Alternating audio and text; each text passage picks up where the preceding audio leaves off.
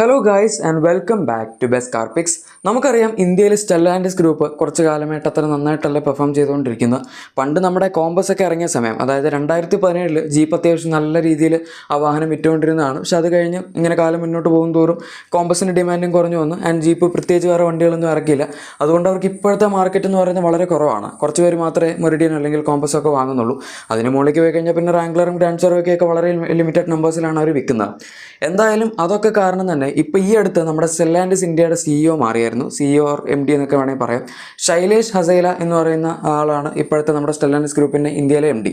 ഇദ്ദേഹം പറയുന്നത് എന്താണെന്ന് വെച്ചാൽ ജീപ്പിൻ്റെ കേസിൽ കുറച്ചൊക്കെ വ്യത്യാസങ്ങൾ വരുത്താൻ പോവുകയാണ് എന്നാണ്. അതായത് അവർ ഇറക്കാൻ പോകുന്ന വണ്ടികൾ ഇതിന് മുന്നേ നമുക്ക് കോമ്പസിൻ്റെ പുതിയൊരു ജനറേഷൻ അപ്ഡേറ്റ് പ്ലാൻ ചെയ്തിട്ടുണ്ടായിരുന്നു ഇന്ത്യക്ക് വേണ്ടി. പക്ഷേ അതവർ ക്യാൻസൽ ചെയ്തു.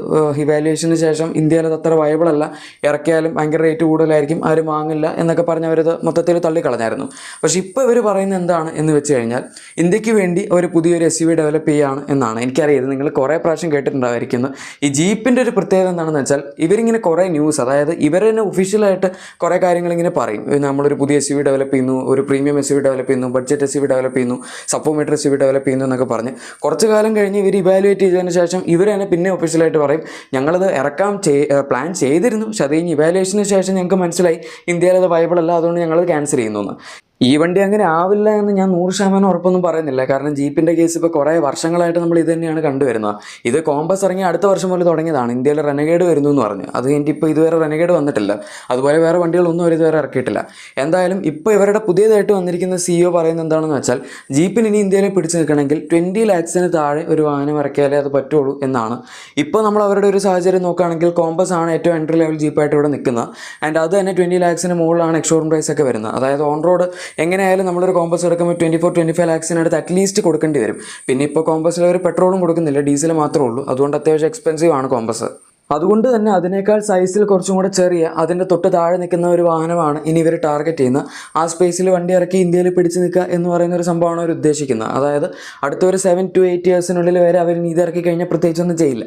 അതാണ് അവർ ഉദ്ദേശിക്കുന്നത് എന്നാണ് അവർ പറയുന്നത് കേട്ടോ. അതായത് ഇവരുടെ പുതിയ MD പറഞ്ഞ കാര്യങ്ങളാണ് ഞാനിപ്പോൾ ഇവിടെ പറഞ്ഞതല്ല. ഇനി ഇതിപ്പോൾ അവർ ഡെവലപ്മെൻറ്റ് തുടങ്ങിയോ അല്ലെങ്കിൽ വണ്ടിയുടെ പരിപാടികളൊക്കെ തുടങ്ങിയോ എന്ന് ചോദിക്കുകയാണെങ്കിൽ ഇല്ല, അതും അദ്ദേഹം മെൻഷൻ ചെയ്തിട്ടുണ്ട്. ഈ ഒരു പ്രൊജക്റ്റ് ഇപ്പോഴും ഇവാലുവേഷൻ സ്റ്റേജിൽ തന്നെയാണ്. അതുകൊണ്ടാണ് ഞാൻ ആദ്യമേ പറഞ്ഞത് നമുക്കിത് മൊത്തമായിട്ട് 100% ഈ വണ്ടി വരും എന്നിപ്പോഴും പറയാനായിട്ടില്ല എന്ന്. പക്ഷേ എന്തായാലും ഈ വണ്ടി മറ്റ് വണ്ടികൾ പോലെ വരാതിരിക്കാനുള്ള ചാൻസ് കമ്പാരിറ്റീവ്ലി കുറവാണ്. കാരണം എന്താണെന്ന് വെച്ചാൽ ഇത്രയും കാര്യം ഇവർ പറഞ്ഞുകൊണ്ടിരുന്ന വണ്ടികളെല്ലാം, അതായത് ഇപ്പോൾ റെനഗേഡോ അല്ലെങ്കിൽ വേറെ ചെറിയ SUV എന്നൊക്കെ പറഞ്ഞത് തന്നെ ഇവർ ഇറക്കാൻ ഉദ്ദേശിച്ചിരുന്നത് നമ്മുടെ കോമ്പസിൻ്റെ പ്ലാറ്റ്ഫോമിലൊക്കെ ആയിരുന്നു. കോമ്പസിൻ്റെ എന്ന് പറയുമ്പോൾ അത്യാവശ്യം എക്സ്പെൻസീവ് ആയിട്ടുള്ളൊരു പ്ലാറ്റ്ഫോമാണ്. പക്ഷേ ഇപ്പോൾ പുതിയ ജനറേഷൻ കോമ്പസ് വരുമ്പോൾ ഒരു പ്ലാറ്റ്ഫോം മാറ്റും. അതുപോലെ തന്നെ പുതിയ ജനറേഷൻ റെനഗേഡ് വരുമ്പോഴും അതിൻ്റെ പ്ലാറ്റ്ഫോം മാറ്റുന്നതായിട്ടൊക്കെ പറയുന്നുണ്ട്. ഈ പ്ലാറ്റ്ഫോം മാറി ഏതിലേക്കാണ് പോകുന്നത് എന്നുള്ളതാണ് ഏറ്റവും വലിയ രസം. കോമ്പസിൻ്റെ കാര്യം എനിക്കറിയില്ല. പക്ഷേ എന്തായാലും റെനഗേഡ് അവർ CMP പ്ലാറ്റ്ഫോമിലേക്ക് മാറുന്നു എന്നാണ് പറഞ്ഞത്. റെനഗേഡ് മാത്രമല്ല, നമുക്കിനി ഇപ്പോൾ ഇന്ത്യയിൽ കിട്ടാൻ പോകുന്ന SUV CMP പ്ലാറ്റ്ഫോമിലേക്ക് മാറുന്നു എന്നാണ് അവർ പറഞ്ഞിരുന്നത്. ഇനി ഈ CMP പ്ലാറ്റ്ഫോമിലേക്ക് മാറുന്നു എന്ന് പറയുന്നതുകൊണ്ടുള്ള ഗുണം എന്താണെന്നായിരിക്കും നിങ്ങൾ ചിലപ്പോൾ ആലോചിക്കുന്നത്. സംഭവം വളരെ ഈസിയാണ്. നമുക്ക് ഓൾറെഡി അറിയാം സിട്രോയിൻ ഇന്ത്യയിൽ വർക്ക് ചെയ്യുന്നുണ്ട്. സ്റ്റെല്ലാൻഡിസ് ഗ്രൂപ്പിൻ്റെ അണ്ടറിൽ വരുന്ന 2 മെയിൻ കമ്പനികളാണ് ഇന്ത്യയിലുള്ളത്. ഒന്ന് സിട്രോയിൻ, പിന്നെ ജീപ്പ്. ഇതാണ് ഇവരുടെ ഒരു മാസ് മാർക്കറ്റ് സെയിൽസ് അല്ലെങ്കിൽ ആ ഒരു ആസ്പിറേഷണൽ വാല്യൂയോടെ കൂടി വർക്ക് ചെയ്യുന്ന 2 കമ്പനികളുള്ളത്. അതിൽ സിട്രോയിൻ ഓൾറെഡി ഇന്ത്യയിൽ common modular platform maximum localise ചെയ്തിട്ടുണ്ട്.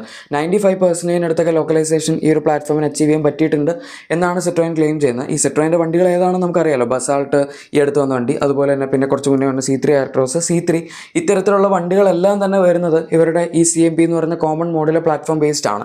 ഇത് ഇന്ത്യയിൽ മാത്രമല്ല ഇൻ്റർനാഷണൽ അവർ ഉപയോഗിക്കുന്ന ഒരു പ്ലാറ്റ്ഫോം തന്നെയാണ്.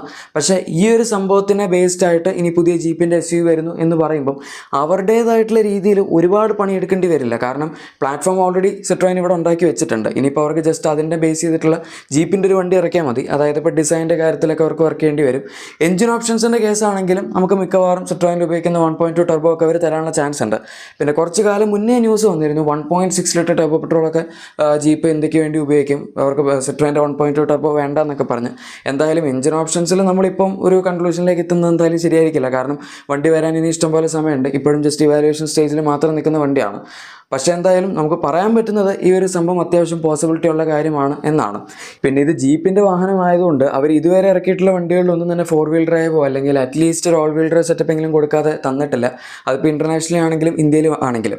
അതിൽ ചെറിയൊരു വ്യത്യാസം വന്നവർ കഴിഞ്ഞ വർഷം അവഞ്ചർ ഇറക്കിയ സമയത്താണ്. ജീപ്പിൻ്റെ പുതിയൊരു SUV ആയിരുന്നു അവഞ്ചർ. അത് ഈ പറയുന്ന രീതിയിലൊരു CMP പ്ലാറ്റ്ഫോമിൽ വന്ന വാഹനമാണ്.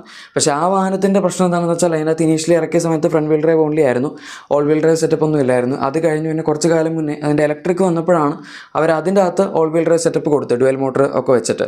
ഇനിയിപ്പോൾ ഇന്ത്യയിൽ എന്തായാലും നമ്മുടെ ഒരു പ്രതീക്ഷ എന്താണെന്ന് വെച്ചാൽ അവർ ഉറപ്പായിട്ടും ഓൾ വീൽ ഡ്രൈവ് സെറ്റപ്പ് കൊടുത്തിട്ടുള്ളൊരു വണ്ടിയൊക്കെ ഇറക്കാൻ പോകുന്നതാണ്. പക്ഷേ അതിനെന്തായാലും അത്യാവശ്യം പണിയെടുക്കേണ്ടി വരും. കാരണം ഈ CMP പ്ലാറ്റ്ഫോം എന്ന് പറയുന്നത് ഒരു 4 വീൽ ഡ്രൈവ് റെഡി പ്ലാറ്റ്ഫോം ഒന്നും അല്ല, ജസ്റ്റ് ഫ്രണ്ട് വീൽ ഡ്രൈവ് മാത്രം സപ്പോർട്ട് ചെയ്യുന്നൊരു പ്ലാറ്റ്ഫോമാണ്.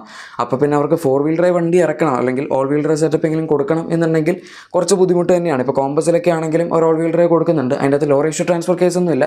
നമുക്ക് ഫസ്റ്റ് ഗിയർ തന്നെ അവർ ഏറ്റവും ലോ ഗിയർ ആയിട്ടാണ് വെച്ചിരിക്കുന്നത്. 9 സ്പീഡ് ട്രാൻസ്മിഷൻ ആണല്ലോ. അപ്പോൾ ആ വണ്ടി എടുക്കുന്നതൊക്കെ ഇനീഷ്യലി സെക്കൻഡ് ഗിയറിൽ നിന്നാണ്.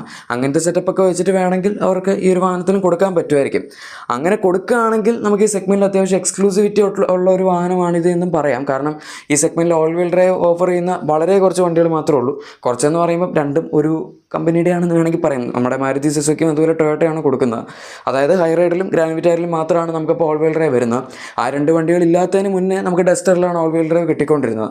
പക്ഷേ ഈ ഓൾ വീൽ ഡ്രൈവ് കൊടുക്കുമ്പോൾ ഒരു പ്രശ്നം എന്താണെന്ന് വെച്ചാൽ കമ്പാരിറ്റീവ്ലി ഈ ഓൾ വീൽ ഡ്രൈവ് വാഹനങ്ങളുടെ സെയിലൊക്കെ വളരെ കുറവായിരിക്കും. ഇപ്പോൾ ഗ്രാൻഡ് വിറ്റാര അല്ലെങ്കിൽ ഹൈറൈഡർ ആണെങ്കിൽ തന്നെ എത്ര ഓൾ വീൽ ഡ്രൈവ് വണ്ടികൾ നമ്മൾ കാണുന്നുണ്ടെന്നൊന്ന് ആലോചിച്ചാൽ മതി. അല്ലെങ്കിൽ എത്ര ആൾക്കാർ അതിർത്ത് ശരിക്കും ഓഫ് റോഡ് പോലത്തെ പരിപാടികൾക്ക് പോകുന്നുണ്ട് എന്നും കൂടെ ആലോചിച്ചാൽ മതി.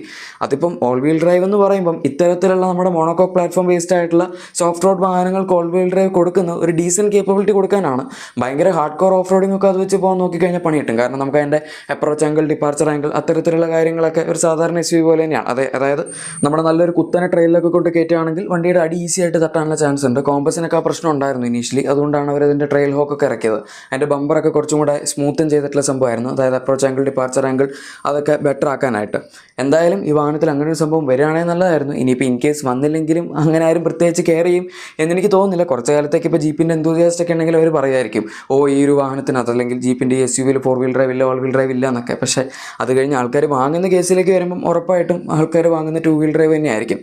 പിന്നെ ഈ വണ്ടി ഇവിടെ ഇറക്കുമ്പം നമുക്ക് ഓൾറെഡി അറിയാം ബസാൾട്ടും അതുപോലെ C3 എയർക്രോസ് ഒക്കെ അത്യാവശ്യം ഒരു നല്ല കുറഞ്ഞ പ്രൈസ് പോയിന്റിലാണ് വരുന്നത്. അതുകൊണ്ട് അതിനെ ബേസ് ചെയ്തിട്ടുള്ള ജീപ്പിൻ്റെ SUV ആണെങ്കിൽ തന്നെ അവർക്കിപ്പോൾ ഒരു 2 lakhs അടുത്തൊക്കെ പ്രീമിയം ഇട്ട് ഇറക്കുകയാണെങ്കിലും ആൾക്കാർ വാങ്ങിക്കോളും. കാരണം ഇനീഷ്യലി അവർ നമ്മുടെ കോമ്പസ് 2017 ഇറക്കിയ സമയത്ത് ആ സമയത്ത് ഇത്രയും വില കുറഞ്ഞ് കിട്ടുന്ന, അതായത് നമുക്ക് അഫോർഡബിൾ ആയിട്ട് വാങ്ങാൻ പറ്റുന്ന ജീപ്പിൻ്റെ വണ്ടികളൊന്നും തന്നെ ഇല്ലായിരുന്നു.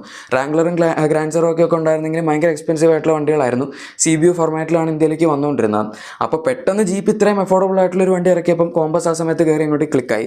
പക്ഷേ ഇനിയിപ്പം വീണ്ടും അങ്ങനെ റിപ്പീറ്റ് ചെയ്യണമെങ്കിൽ ഉറപ്പായിട്ടും അവർ 13-14 lakhs റേഞ്ചിലെങ്കിലും ഈ വണ്ടി ഇറക്കിയാലേ ശരിയാവുള്ളൂ. 13-14 lakhs തന്നെ ആക്ച്വലി കുറച്ച് കൂടുതലാണ്. കാരണം സിട്രോയിൻ ഈ ഒരു സെയിം പ്ലാറ്റ്ഫോമിൽ ബേസ് ചെയ്തിട്ടുള്ള വണ്ടികൾ നമുക്ക് വളരെ അഫോർഡബിൾ ആയിട്ടാണ് അത് വെച്ച് കമ്പയർ ചെയ്യുമ്പോൾ തരുന്നത്. എന്തായാലും നമുക്ക് നോക്കാം ഇനിയിപ്പം മറ്റേ വണ്ടികളൊക്കെ പോലെ തന്നെ ഫ്യൂച്ചറിൽ ഇവർ ഇതും ആക്സിയോ അതോ ശരിക്കും ഈ വണ്ടി വരുമോ എന്നൊക്കെ. ഈ വീഡിയോ ഇഷ്ടപ്പെട്ടെങ്കിൽ ഉറപ്പായും ലൈക്കും സബ്സ്ക്രൈബും ഷെയറും ഒക്കെ ചെയ്തേക്കാം. നമുക്ക് മറ്റൊരു വീഡിയോയിൽ കാണാം. Thank you for watching my video and good bye.